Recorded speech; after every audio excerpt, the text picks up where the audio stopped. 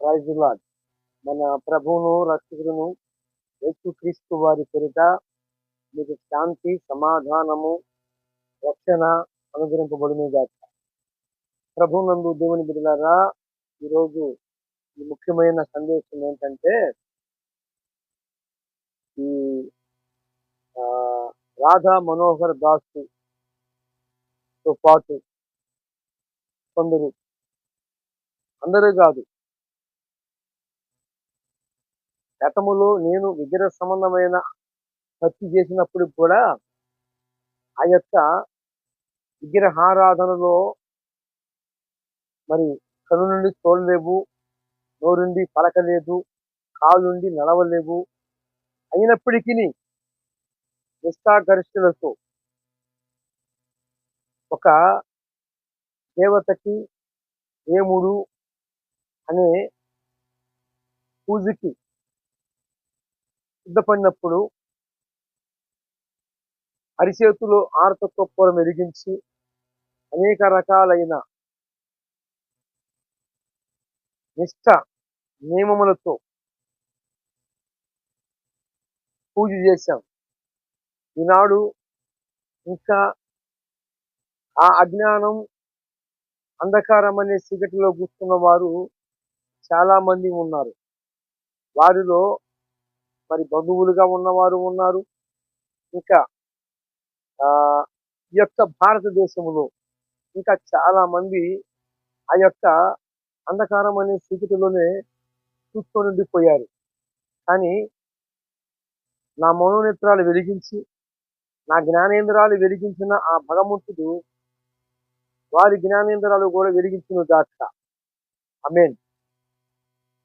నేను ఈ మాట ఎందుకు చెప్పాల్సి వస్తుంది అంటే, ఈ రాధా మనోహర దాసు లాంటితో పాటు, అలాంటి వ్యక్తులతో పాటు చాలా మంది ఉన్నారు.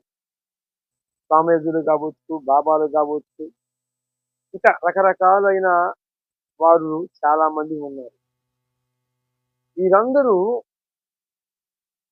కొందరు, వీళ్ళందరిలో కూడా ఒక భగవంతుడు అనే భావన కలిగి కొన్ని యాగాలు, కొన్ని నియమాలు, కొన్ని యజ్ఞాలు ద్వారా సృష్టికర్తని సమీపించాలి అనేవారు కూడా ఉన్నారు. అది మంచిదే. పూర్వీకులు, ఋషులు దైవ దర్శనం పొందుకోవాలని అహోరాత్రులు తపస్సు చేశారు. ఆ తపస్సుకి ఫలితం ఏంటి అంటే, భగవంతుడు ఆయనే వచ్చి ప్రాణం పెడతాడు, ఆయనే వచ్చి నర అవతారం ఎత్తుతాడు, నరమాతృనిగా జన్మిస్తాడు అని దాసరాజు రంగాచార్యులు వారు, ఇంకా ఋషులు, మునులు ఎంతో మంది సాక్ష్యం ఇచ్చారు. కానీ అందరూ దారి తప్పిపోయిన వాళ్ళ మటుకి కాదు సుమి. అందరినీ ఇప్పుడు హిందువుల్లో ఇలాంటి రాధా మనోహర దాసు లాంటి వారు ఆ చీర పురుగులు అని చెప్పుకోవచ్చు. అలాగనే ఆ ఒక క్రైస్తవములో అందరూ ఆ అందరూ ఉండరు, కొద్దిపాటి వారే దొరుకుతారు. అంటే యేసు ప్రభువు మీద, సృష్టికర్త మీద ఆధారపడని వారు సంపూర్ణంగా ఆయన మీద లేకుండా పట్టుకూడి తిప్పల కోసమో, ఏదో కొంచెం తెగలంగానే మళ్ళా యేసు ప్రభు వారిని వదిలేసి మరలా ఆ అజ్ఞానము, అంధకారము అనే ఆ చీకటిలోకి మళ్ళా వెళ్ళిపోతూ ఉంటారు. అని హిందువులను చూసుకున్నా, క్రైస్తవంలో చూసుకున్నా, క్రైస్తవములో 90కి 90% ప్రకారముగా దారి తప్పిపోవటము చాలా కష్టం. కానీ హిందువుల్లో, భారతదేశములో కనపడిన దానికల్లా మొక్కాలి. మొక్కకపోతే ఆమె ఏం చేసిద్దో, ఆయన ఏం చేస్తాడో, ఈమె ఏమి సిద్ధించిద్దో, ఎందుకు వచ్చిన పరిస్థితి అని, పులి కంటే గిలి పెద్దదని, గిలితో కలిగినది ఎంతమంది దేవతలు అంటే 33,00,00,000, 33,00,00,000, 33,000, 33 దేవతలు కలిగించబడినవి. ఒక మానవుని యొక్క హస్తముల చేత నిర్మాణము చేయబడిన దేవతలు దేవుళ్ళు అని చెప్పబడిన వారు ఇంతమంది నిర్మాణము చేయబడ్డారు. ఎందుకు నిర్మాణం చేయబడ్డారు? మరి వేదమునమిన వాడు ఏకేశ్వరుడు పూజ చేయాలి కదా. రాధా మనోహర దాసు వేదం ఏం చెప్తుంది? ఏకేశ్వరుడు ఒక్కడే దేవుడు.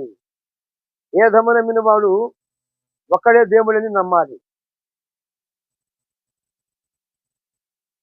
అయితే నేను ఈ మాట ఎందుకు చెప్పాల్సి వస్తుంది అంటే, ఈ రాధా మనోహర దాసు లాంటి వారు చాలా మంది ఉన్నారు. అయితే అందరినీ నేను తప్పుపట్టను. ఎందుకంటే నాకు ముందున్న భక్తులు చాలా శ్రేష్ఠులు. వారిలో ప్రథముగా యాగాలు చేశారు. భగవంతుని దర్శనం పొందుకోవాలని 10 విధాలుగా వారు ఏదో ఒక రూపాన, ఏదో ఒక మార్గాన భగవంతుణ్ణి పరిశీలించేయాలని అహోరాత్రులు పూజలు, నియమాలు, నిష్టలు, యాగాలు, యజ్ఞాలు, అనేక రకాలైన పరిస్థితుల ద్వారాగా దేవుణ్ణి దర్శనం పొందుకొని మనకొక చక్కగా వేదం చెప్తున్న సాక్ష్యం ఏంటంటే, ప్రజాపతి ఉన్నాడు, ఆ ప్రజాపతి యజ్ఞమైపోతాడు, బలిగా మార్చబడతాడు, ఆయన యజ్ఞమైపోతాడు అంటే ఒక బలి పశువుగా ఆహుతైపోతాడు అని వేదం చెప్పిన సాక్ష్యం. ఇప్పుడు ఈ యొక్క రాధా మనోహర దాసు అంటాడు, 26 ప్రశ్నలు వేశాను, నాకు సమాధానం ఇస్తే ప్రలోభాలు, కొత్త ప్రలోభాలు పలుకుతూ ఇలాంటి వ్యక్తుల ద్వారాగా మరి భారతదేశంలో భక్తి మంచిదే, కానీ ఆ భక్తిలో శక్తి లేదన్న సంగతి నా జ్ఞానేంద్రాలు వెలిగించబడిన తర్వాత నాకు అర్థమవుతుంది. ఈనాడు చాలా మంది జ్ఞానేంద్రాలు వెలిగించబడక మునుపు అది పుట్ట, రాయ, చెట్ట, గుట్ట, తలుపుల, ఏమండి, దేనికి సాగెలబడం ఉంటే దానికి సాగెలపడి దానికి నమస్కారం చేసిన గతములో రోజులు. అవేమి రోజులు? అది అజ్ఞాన కాలము. ఆ అజ్ఞాన కాలమున దేవుడు సూచిస్తున్నట్లుగా ఉండిన గాని, ఇప్పుడైతే అంతటా అందరూ మారు మనసు పొందాలని దేవుని యొక్క ఆజ్ఞ బయలుదేరిందని పరిశుద్ధ గ్రంథమైన బైబిల్ గ్రంథములో 17వ అధ్యాయము 30వ వచనములో రాయబడింది. ఆ అజ్ఞాన కాలమున రాధా మనోహర దాసు ఆ అజ్ఞాన కాలమున దేవుడు సూచిస్తున్నట్లుగా ఉండిన గాని, ఇప్పుడైతే అందరూ మారు మనసు పొందవలెనని దేవుని యొక్క ఆజ్ఞ బయలుదేరింది. ఇక సమయము లేదు, రాబోతున్నాడు ఆయన రెండో రాకల్లో తన యొక్క సంఘమును తీసుకొని పోటానికి. కానీ ఈ యొక్క రాధా మనోహర దాసుతో నేను చెప్పేది ఏంటంటే, ఎంతసేపు ఉన్న ప్రలోభాలు పలకటము, దొరదగొండి నోటితో, ఆ కంపు కొట్టే ఆ నోరుతో భయంకరమైన మాటలు మాట్లాడటం, పొద్దస్తమానము రకరకాలుగా దూషణలు కలిగిన మాటలు, రకరకాలైన విమర్శలు. ఆ విమర్శకి విమర్శ నువ్వు చేసుకోవు, అసలు నీవే దిద్దుబాటు చేసుకోవు. వేదాలలో ఎక్కడ ఏది ఉందో నీకు తెలియదు. భగవద్గీత ఎందుకు అసలకి పుట్టిందో నీకు తెలియదు. భాగవతములో ఏమి రాయబడి ఉందో నీకు తెలియదు. కానీ నీవు మాట్లాడుతూ అనేక రకాలుగా నీ ముందర కొంతమందిని, కొద్ది మంది తెలియని వాళ్ళు పాపం వాళ్ళు ఉంటే వారితో ప్రలోభాలు పలుకుతూ ఊరక నీకంటే తేరగా వస్తుందేమో, రూపాయి విలువ మీకు తెలియకపోవచ్చు. కానీ ఒక క్రైస్తవుని యొక్క బాధ, శ్రమ, అనేక రకాలైన పరిస్థితులు, కష్టాలు, అనేక రకాలైన పరిస్థితులు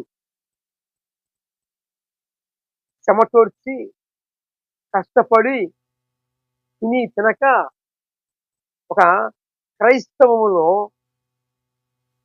యేసే ఊపిరిగా, ఆయనే శ్వాసగా, ఆయన మీదనే ఆధారపడి, ఆయనే జయంగా, తిన్నా తినకపోయినా, ఉన్నా లేకపోయినా, ప్రాణం పోయే పరిస్థితి వచ్చినా, అవసరమైతే పస్తులుండైనా సరే వారు నమ్మిన సత్యమును అనేకుడికి తెలియజేయటమే ధ్యేయంగా పెట్టుకున్నాను ఈనాటి ఈ యొక్క దైవ సేవకునిగా, దేవుని సేవకునిగా, దేవుని దాసునిగా.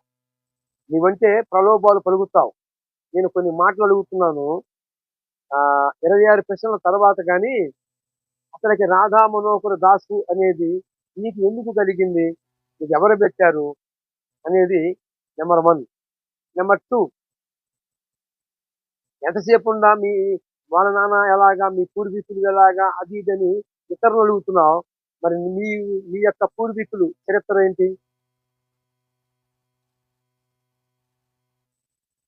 నువ్వు ఏ దేవ సేవకి నువ్వు పూజారివి? అనేక రకాలైన మాటలు మాట్లాడేటప్పుడు అందరి మనోభావాలని దెబ్బతీసేటట్టుగా మాట్లాడే మాటలు అందరికీ నువ్వు ఒక చెదులు పుట్టలాగా ఉన్నావు. హైందవంలో, భారతదేశంలో మంచి భక్తులు ఉన్నారు. యజ్ఞాలు చేసి, యాగాలు చేసిన మహానుభావులు ఉన్నారు. కానీ ఇక్కడ మనం చూస్తే రాధా మనోహర్ దాసు భాగవతములో కృష్ణుడు తన యొక్క మరణం అంతటి మరి హైందవములో విశ్వాసము ద్వారాగా మరి సర్వేశ్వరుడు అని నమ్ముతున్న ఆయన ఆఖరికి ఒక యాచగాని యొక్క చేతిలో ఒక బాణము ద్వారాగా ఆఖరికి కృష్ణుడు చంపబడ్డాడు అని భాగవతములో స్పష్టంగా చెప్పబడి ఉంది. గతంలో దాన్ని నేను మెన్షన్ చేశాను. గతలో మెసేజీలో ఆ యొక్క ఎవిడెన్స్ ప్రూఫ్తో సహా కృష్ణుడు ఎలాగా చనిపోయాడు, మరి చనిపోయిన తర్వాత కృష్ణుడు భార్యలు, అవన్నీ కూడా భాగవతములోనే రాయబడి ఉన్నాయి. నువ్వు సర్వజ్ఞానివి కదా, నీకు రిఫరెన్స్లు ఎందుకు? వెతుక్కొని నాకు కామెంట్ రూపంలో తెలియజేయి, నువ్వు చెప్పింది నిజమేనని. రాధా మనోహర్ దాసు ఇంకను ఎంతసేపు ఉండా అనేక రకాలుగా ఆ శిలువు మీద 3 మేకులు తీసుకోలేదు, అలాంటి వ్యక్తి పొయ్యి బొమ్మ అనే ప్రలోభాలు పలుకుతూ ఉన్నావు. శిలువు మీద ఎందుకు ఆయన తీసుకోలేదు అంటే, ప్రజాపతి దేవేగ్రం స్వాహ, ప్రజలందరినీ పరిపాలించిన ఆ ప్రజాపతి అందరి కోసము యజ్ఞమైపోయాడట అని శుక్ల యజుర్వేద సంహితలో చెప్పబడి ఉంది. భగవంతుడు మానవ అవతారం ఎత్తి అందరి నిమిత్తము అన్న పిల్లలు రక్తమాంసములు కలిగిన వారిగా ఉండగా, ఆయన కూడా ఆత్మయి ఉండి ఎవరు సమీపించరాని తేజస్సులో ఉన్న ఆయన రక్తమాంసములను ధరించుకొని సృష్టిలోకి వచ్చాడని హెబ్రీ పత్రిక 2వ అధ్యాయము 14వ వచనములో తన పిల్లలు రక్తమాంసములు కలిగిన వారిగా ఉండగా వారి నిమిత్తము ఆయన కూడా రక్తమాంసములు కలిగి వాడయి వారిని విడిపించడానికి, పాపము శాపము అనే బంధకాల నుండి విడుదల కలిగించడానికి ఆయన బలైపోయాడు. రాధా మనోహర్ దాసు మరి కృష్ణుడు ఏ కారణం చేత బలైపోయాడు? కృష్ణుడు ఏ కారణం చేత ఒక బాణము దెబ్బకి చనిపోయాడు? తెలుసా? నాకు ఆ రిఫరెన్స్ తెలుసా? భాగవతములో ఆ రిఫరెన్స్ ఎక్కడ ఉందో తెలుసా? తెలియదు. నువ్వు 26 ప్రశ్నలు వేసేవాడివి. మళ్ళా ప్రలోభాలు, మళ్ళా అమౌంట్ కడతా. హలో, ఫస్ట్ నీ ఆత్మ రక్షణ కోసము ఎవరు ప్రాణం పెట్టారో, ఎవరు రక్త ప్రోక్షణ చేశారో దాన్ని గమనించు, దాన్ని గుర్తుపట్టు.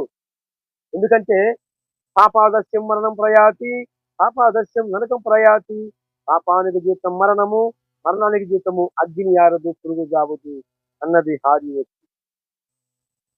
నీ యొక్క పాపాల శిక్షకి అమౌంట్ కట్టింది ఎవరో తెలుసా? రాధా మనోహర దాసు.